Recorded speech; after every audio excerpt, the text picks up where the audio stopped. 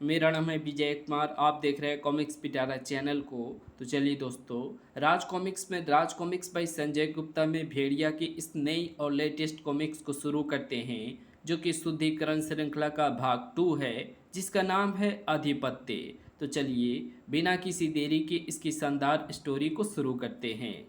तो आप देख सकते हैं इसका कवर पृष्ठ, जो कि कुछ इस तरह का है। ओके, और यहाँ पर आभार पत्र दिया गया है, तो आप चाहें तो वीडियो पॉज कर इसे पढ़ सकते हैं। संजय गुप्ता प्रस्तुत करते हैं आधिपत्य शुद्धिकरण श्रृंखला भाग 2। और यहाँ पर उन सभी के नाम दिए गए हैं जो कि इस कॉमिक्स में बनाने में अपना योगदान दिया है। दोस्तपूर्ण में आपने पढ़ा, काजीरंगा अभयारण्य में आया एक महाभूचाल जिसने जंगलवासियों को विवश कर दिया पंच संघ के गठन हेतु। एक महाशक्ति धरती के गर्भ को चीरकर बाहर आई। इन घटनाओं से अनजान भेड़िया जूझ रहा था जेन के आकस्मिक निधन से उपजे अवसाद से।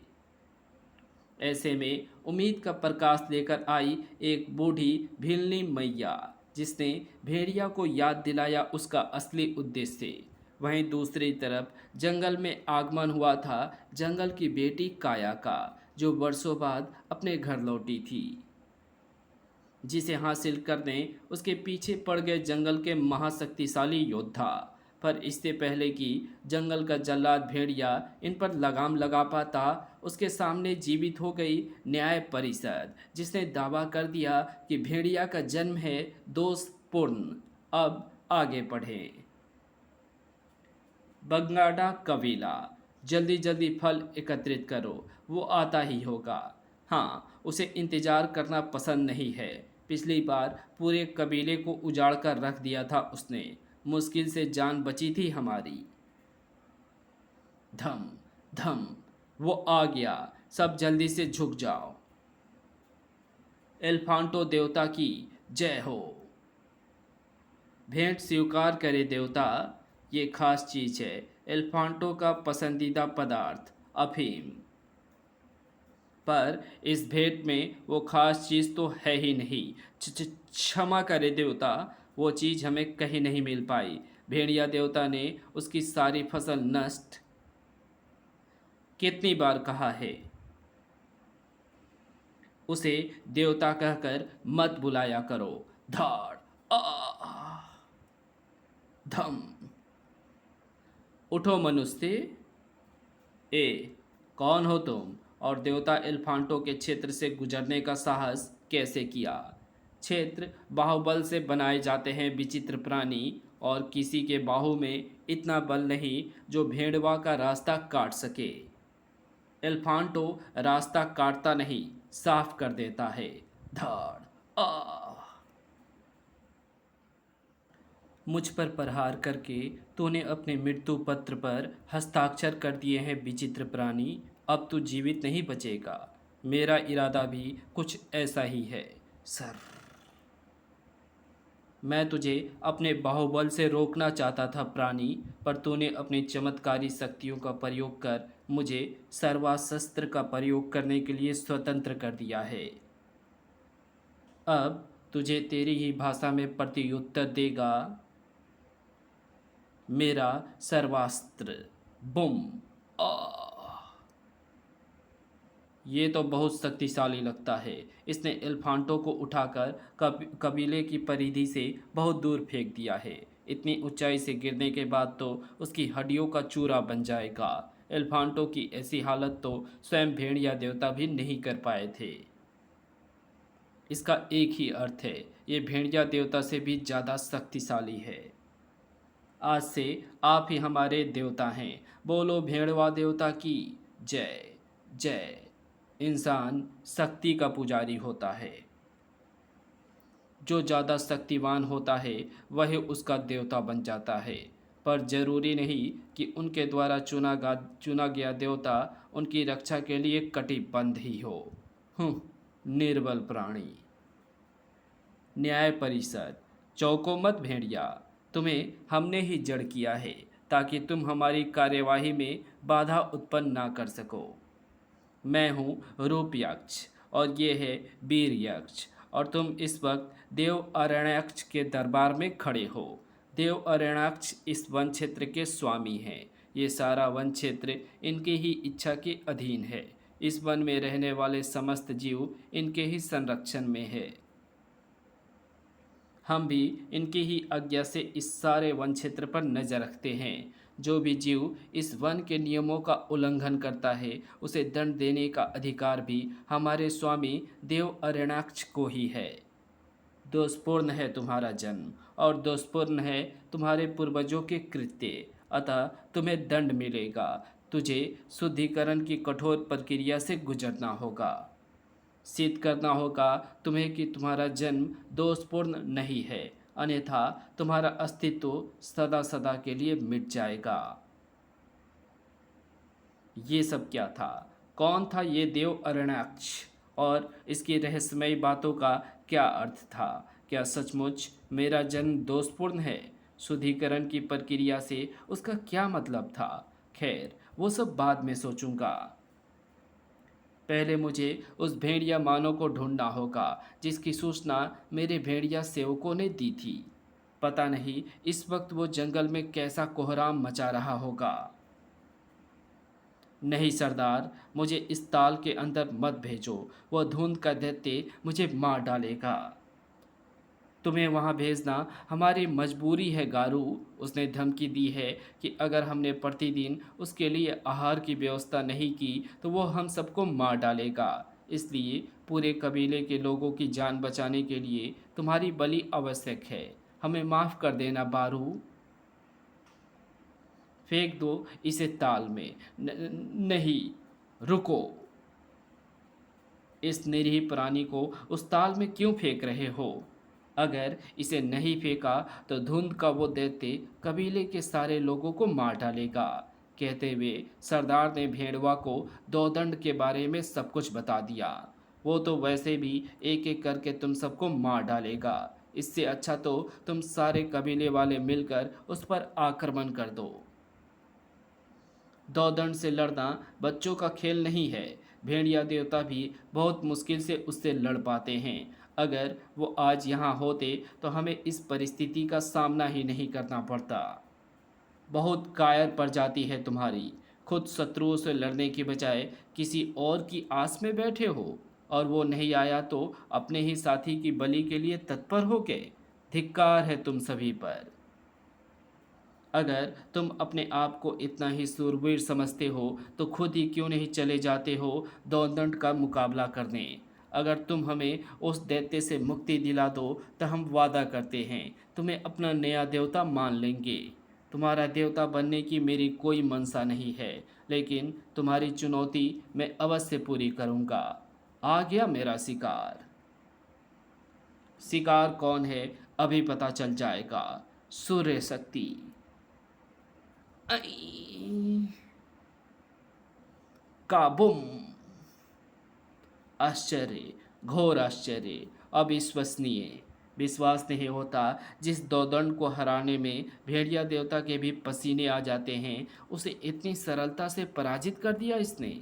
ये सचमुच महाशक्तिशाली है। आज से ही ये होगा हमारा देवता। भेड़वा जहां एक एक करके जंगल के स्तंभों को ध्वस्त करता जा रहा था, वहीं दूसरी तरफ ऋषि त्रेयी और तिलोत्मा के आश्रम में काया का भव्य स्वागत हो रहा था। ठम ठम ठम। प्रणाम पिताजी। प्रणाम माँ। सदा सुखी रहो पुत्री। वाह, सालों बाद माँ के हाथों का बना हुआ भोजन मिल रहा है। मज़ा आ गया। तुम्हारा प्रशिक्षण कैसा चल रहा है काया? बहुत अच्छा पिताजी। अब तो मेरी पोस्टिंग भी यहीं हो गई है। पर आज मेरे साथ एक अजीब बात हुई। एक असुर ने मुझ पर और मेरे साथियों पर आक्रमण कर दिया। वो बलपूर्वक मुझसे विवाह करना चाहता था। हे प्रभु, फिर क्या हुआ? चिंता मत करो माँ। वह दुष्ट मेरा कुछ बिगाड़ पाता उससे पहले ही वन रक्षक भेड़िया ने आकर उसे सबक सिखा दिया। पर जो अनोखी बात मेरे साथ हुई वो कुछ और है। काया अपने साथ घटी पूरी घटना बताती चली गई। ओह, इसका अर्थ है तुम्हारे अंदर शक्ति का संचार आरंभ हो गया है। शक्ति का संचार? मैं कुछ समझी नहीं पिताजी। तुम कोई साधारण कन्या नहीं हो काया। तुम्हारे ऊपर देवताओं की कृपा है। तुम्हारा जन्म एक खास उद्देश्य से हुआ है। अब समय आ गया है तुम अपनी शक्तियों को जानो और समझो। एल्फांटो और दौदंड की भांति तंतना के आतंक से भी ग्रसित थे कबीलेवासी।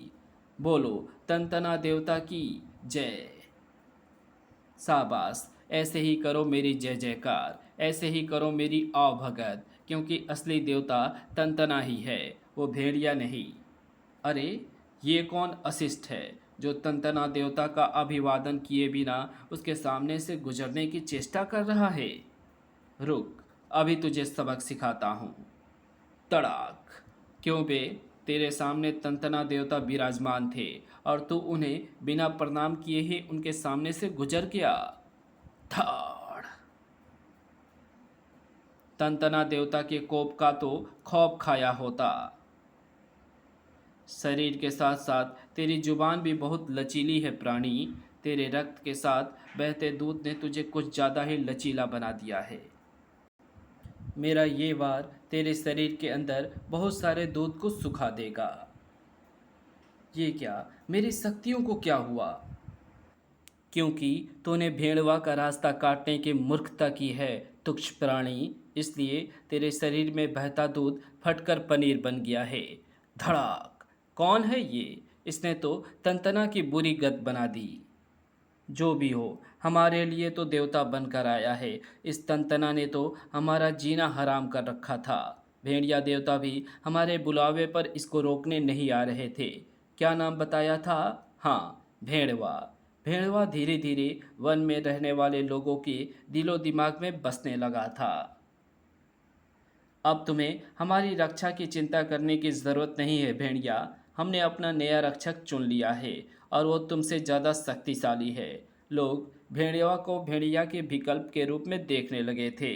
भेड़िया को एक एक करके भेड़िया के कारनामों की सूचना मिल रही थी और उसके हृदय में संदेह के भंवर उमड़ रहे थे। कौन है ये भेड़िया? वो जंगलवासियों की मदद क्यों कर रहा है? कहीं इन सब के पीछे उसकी कोई कुटिल मंशा तो नहीं है? मुझे जल्द से जल्द इसे ढूंढना होगा, तभी इन रहस्यों से पर्दा उठ पाएगा। एक तरफ जहां भेड़वा की उपस्थिति ने भेड़िया को चिंता में डाल दिया था, वहीं दूसरी तरफ पंच संघ का सरदार बनने के लिए कोंगा प्रतियोगिता का आयोजन अपने चरम पर था। च्यों। कोंगा। गुर्रांग। धाड़ धाड़। पर कोंगा को दोबारा पिंजड़े में बंद करना तो दूर, उसके आसपास भी कोई फटक नहीं पा रहा था। च्यों। ओह, कोंगा का क्रोध अब हद पार कर चुका था और अब उसने हिंसक रूप अख्तियार कर लिया था। अब वो किसी की रोके रुकने वाला नहीं था, या शायद था। खन। च्यों। धाड़। च्यों च्यों च्यों च्यों। विश्वास नहीं होता, जिस कोंगा को हम सब मिलकर भी नहीं रोक पा रहे थे, उसे इसने एक झापड़ में ही विवश कर दिया। और देखो, कोंगा खुद ही अपने पिंजरे के अंदर चला गया। ऐसा कारनामा तो आज तक कोई भी नहीं कर पाया था। इसका मतलब यही है पंच संघ का नया सरदार। तुमने कोंगा प्रतियोगिता जीतकर अपनी योग्यताएं सिद्ध कर दी है, इसलिए हम सब तुम्हें सर्वसम्मति से पंच संघ का नया सरदार घोषित करते हैं। आज से तुम हमारे जंगल के नए रक्षक हो। इतनी जल्दी नहीं। धड़ाक। उफ। पहले तू मुझे ये बताएगा, तू है कौन और कहाँ से आया है, और मेरे जंगल में आने का तेरा उद्देश्य क्या है? पहले तो तूने अकारण मुझ पर प्रहार करने का दुस्साहस किया। अब तू मुझसे सवाल जवाब कर रहा है। क्या यह जंगल तेरे बाप का है? तू है कौन? सारा जंगल मुझे भेड़िया कहकर पुकारता है। सड़ाक। जंगल के जल्लाद के नाम से जाना जाता हूँ मैं। जंगल के शत्रुओं और घुसपैठियों को मैं बहुत भयानक मृत्यु देता हूँ। साएं साएं। ओह, और तू भी एक घुसपैठिया ही है। अब अपनी असली पहचान और आने का उद्देश्य बता, अन्यथा मेरा कोप बहा के रख देगा तुझे। धड़ाम। अच्छा, तो तू ही है वो भेड़िया जिसे ये कायर और निर्बल वन्य प्राणी अपना देवता कहकर पुकार रहे हैं। तेरे जैसे और भी मिले थे जो देवता होने का दावा कर रहे थे। जानता है उनके साथ मैंने क्या सुलूक किया? ये भटाक, इन कमजोर वनवासियों को अपनी क्षुद्र शक्ति दिखाकर तुझे जो देवता होने का भ्रम हो गया है ना, उसे मैं आज तोड़ दूंगा। इन कमजोर वनवासियों को अपनी क्षुद्र शक्ति दिखाकर तुझे जो देवता होने का भ्रम हो गया है ना, उसे मैं आज तोड़ दूंगा। भटाक, तेरा बाला कभी मेरे जैसे शक्ति के पहाड़ से पड़ा ही नहीं था, अन्यथा देवता होने का मुगालता तू कभी नहीं पालता।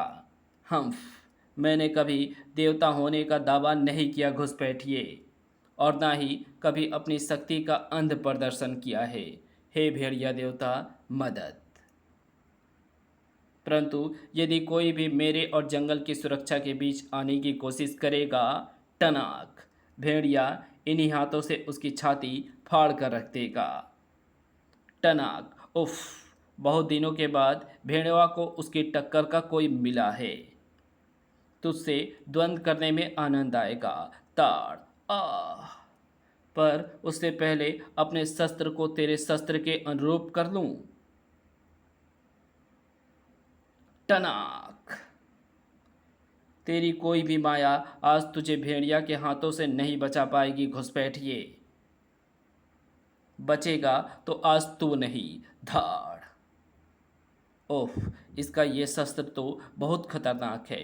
इसके प्रहार ने तो मुझे तिनके की तरह उड़ा दिया है। सड़ाक। सर। पर भेड़िया कोई तिनका नहीं जो उड़ जाए। भेड़िया एक आंधी है जो बड़े बड़े पर्वतों को भी उखाड़ फेंकता है। धाड़। भेड़वा को भी एहसास हो गया था कि वो भेड़िया से सीधे युद्ध में नहीं जीत सकता। कौन है ये प्राणी? दिखने में तो मनुष्य लगता है, परंतु पता नहीं इसकी शक्तियाँ, इसका आक्रोश, इसकी खूंखारता कोई और ही कहानी सुनाती प्रतीत होती है। पर फिलहाल मुझे इसे बेबस करना होगा, और इसमें मेरी मदद करेगा नागपाश। भेड़िया उसकी चाल भाप गया। हिस। उसने उस नागपाश से बचने की कोशिश भी की, पर सफल नहीं हो पाया। धड़ाम। देख भेड़िया, मैं तुझे पराजित करने में सफल रहा। देख तू कैसे बेबस होकर मेरे सामने फड़फड़ा रहा है। छल किया है तूने, मुझे नागपाश में बांधकर खुद को वीर समझ रहा है। यदि असली वीर है तो ये बंधन खोल कर दिखा, फिर देख भेड़िया क्या करता है। तूने अपनी शक्तियों का प्रयोग किया और मैंने अपनी शक्तियों का, फिर इसमें छल कैसा? तूने भी तो द्वंद्व में अपनी पूंछ का प्रयोग किया था, तब मैंने तो छल की बात नहीं की। सत्य यही है कि तू पराजित हो गया है भेड़िया, पूरे जंगल के सामने पराजित हुआ है। मैं जा रहा हूँ, अगर तू इस नागपाश से आज़ाद हो पाया तो फिर मिलेंगे।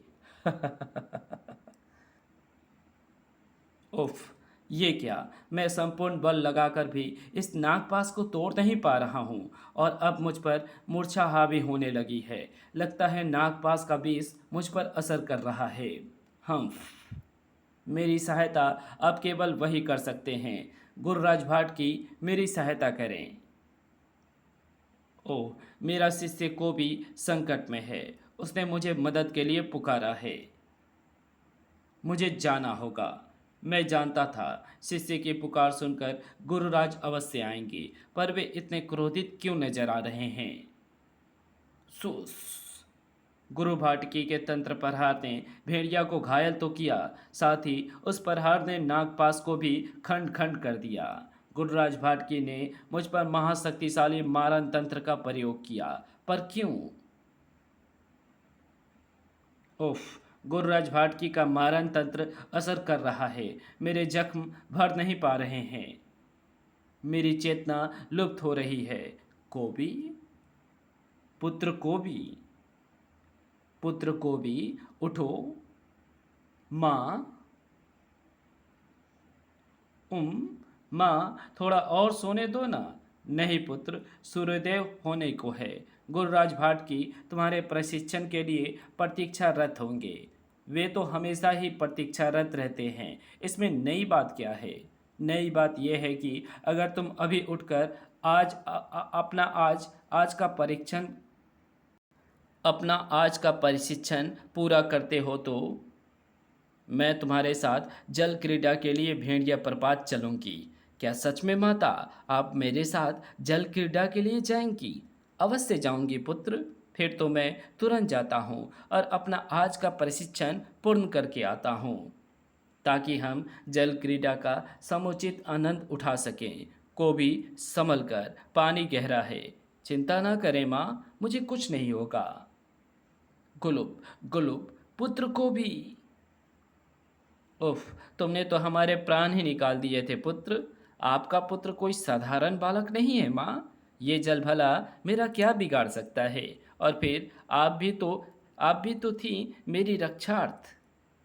अले ले ले ले, मेरे पराक्रमी पुत्र। और कोबी की माँ का रूप बदलता चला गया।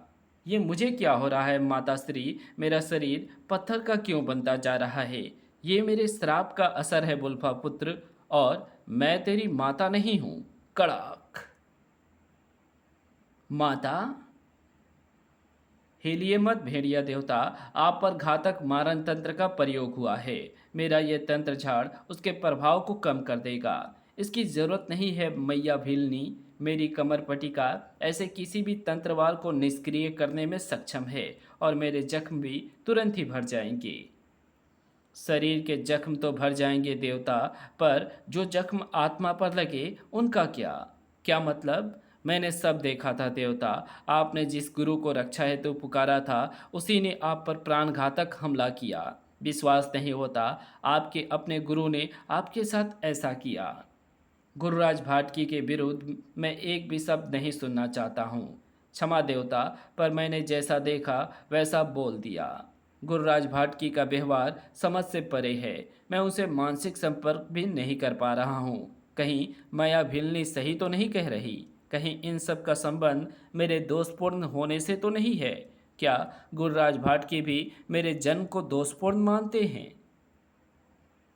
महाकंदरा। सतह पर आने का उद्देश्य पूरा हुआ। मैंने इस पूरे क्षेत्र का अवलोकन कर लिया है। अब मुझे वापस जाना चाहिए।